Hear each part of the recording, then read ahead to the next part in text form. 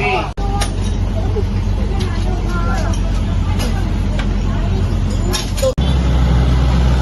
belum masuk ya.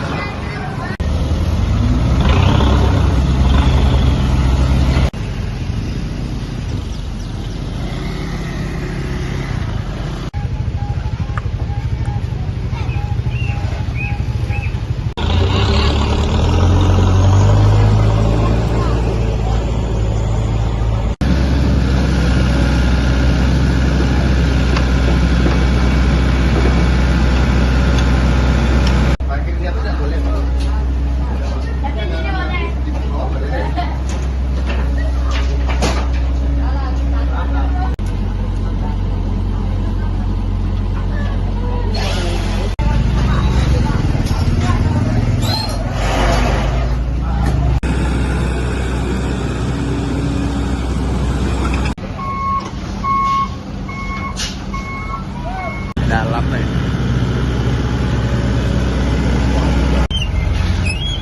Dari Satuan Lalu Lintas Polres Batanghari melaksanakan evakuasi terhadap satu unit kendaraan truk roda 6 yang terperosok masuk ke warung.